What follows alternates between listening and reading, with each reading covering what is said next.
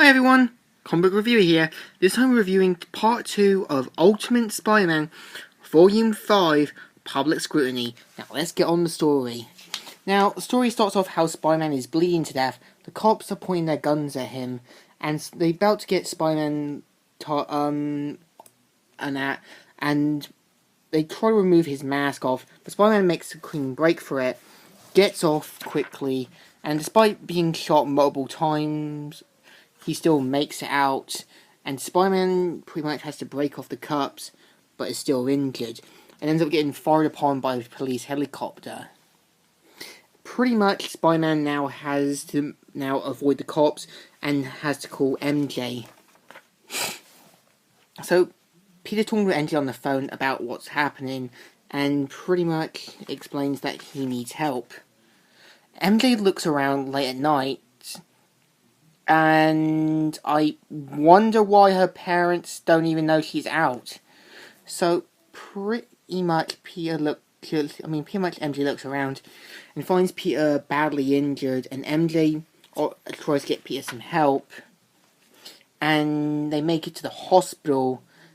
I mean, they could have gone to Nick Fury, or, because Nick Fury would have probably have helped, but a hospital would raise too many suspicions, in my opinion. So, Spider-Man goes in, badly injured, faints to the floor with his blood dripping out, and pretty much the hospital get ready to help him out. MJ looks a bit concerned. I think he probably should have gone to Nick Fury, in my opinion. So Peter pretty much wakes up, notices that the police are talking about what's going on. Peter makes a clean break for it, through the ceiling. Well, MJ and an African-American woman are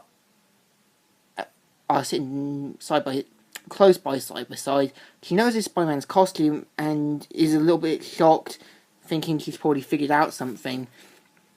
So MJ pretty much gets a clean break from it, and pretty much they manage to get away quick. And pretty much it says, "Did you see a girl?" And one of the guys say, "No, was she hot?" "Dude, she's old enough to be your daughter. Dude, what are you, a pedophile?"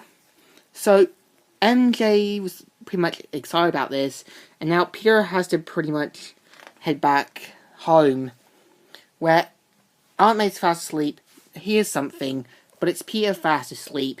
Peter wakes up, but a little injured. Yeah, that's kind of like happens to me sometimes when I'm a little bit knocked out or so. So pretty much Peter checks it out and knows that things aren't going to work out the way they should. So meanwhile, Captain Stacy and some police officers are in Atlantic City, and they notice something's going on, and it's the fake Spider-Man beating up a cop. And pretty much Spider-Man doesn't say anything. And meanwhile, Peter's teacher is talking about a book called Animal Farm. So Peter's a little bit knocked out for time, and pretty much Peter decides to leave, and pretty much sees a note addressed to Peter Parker saying, "Black van in parking lot, I'll take care of the shoulder." And she thinks it's probably like, Norman Osborn or something. So, van doors open, and it's Janet Van Dyne. Now, Janet Van Dyne in the Ultimate Universe is a mutant, and instead of being Caucasian, she's meant to be an Asian mutant. And the wife of Hank Pym. At some point, I probably need to review Ultimates. So she offers to get Peter help. She explains also that they can't arrest him because this is small business. So the real threats are like Magneto's Brotherhood, terrorism, and other things. Something they can't do. So pretty much Peter has to do this on his own. And pretty much Gwen and MJ and that are talking with Peter. And meanwhile, they notice some police cars by, and Peter thinks that Aunt May's in trouble, and sees that Aunt May's just fine, but something terrible has happened, and it's something pretty shocking. It's Captain Stacy. Now, you know that in the main Marvel Universe, Doc Ock was the one who killed him.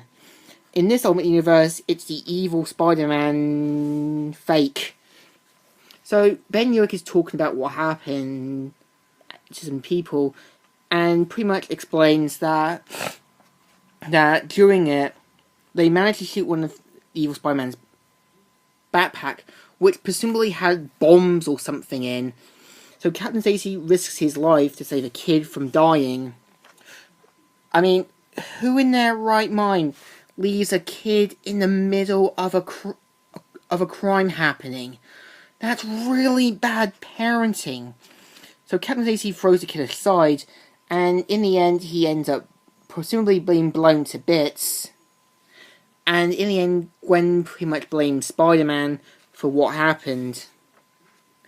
And Peter and MJ know that this isn't unintentional. So meanwhile, Peter goes in, sees what's going on, and everyone just leaves with Robinson going, "Okay, too young to be mumbling to myself." So meanwhile, Peter goes into the bank to confront the evil Spider-Man fake, and pretty much confronts him angrily where he's using a woman as a hostage. So MJ is talking to Gwen's mum, and Aunt May is trying to talk with her, but realizes she wants nothing to do with her, and she's so shocked about her that even Gwen admits, "Told you, she's a real piece of work." And she leaves, and Aunt May just can't believe what's happening. So the fake Spider-Man pretty much confronts Spider-Man, and in the end, he threatens to kill a woman who might have family and friends. Peter, in a stroke of rage, beats the merciful crap out of the fake Spider-Man, yet how is he able to make web shooters and all that? Presumably the Tinkerer may have made them for him? I don't know. So pretty much, they even tries to bribe Peter Parker with money, so Spider-Man takes off the mask and confronts the evil Spider-Man. Now this is presumably Carnage, his ultimate counterpart, who may not have been a villain but a fake Spider-Man. And he even goes as far as to strangle him to death, but Peter realizes that he can't lose his way. He has to be better than this. He can't let this get to him. So Captain DeWolf notices that everyone's leaving the bank, and the fake Spider-Man is tied up, where Captain Wolf finds it from the real Spider-Man. And Peter Parker is so shocked, saying, "I didn't realize it was happening." Yeah, sometimes when we get angry, or sometimes when we lose control, we don't realize how angry we get. And it's always important to keep it in check. And so Peter and Aunt May decide to let Gwen stay for them for a time until she's ready. And in the end, Peter and MJ are talking at the school football field, and she explains how she felt with the ultimate Green Goblin, how that her whole life sucks, that her father has been cheating on her mother, and that she tries to pretend everything's okay, but it's not. So MJ decides to break up with Peter, and in the end leaves up saying, "Yeah," and leaving Peter pretty shocked. Now, the story feels pretty good, and it feels more like a TV series. My biggest concern is the fake Spider-Man.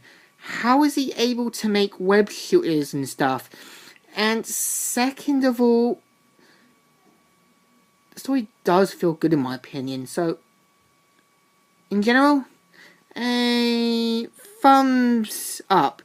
Still good, still great, still love it. So, Comic Reviewer here, signing out.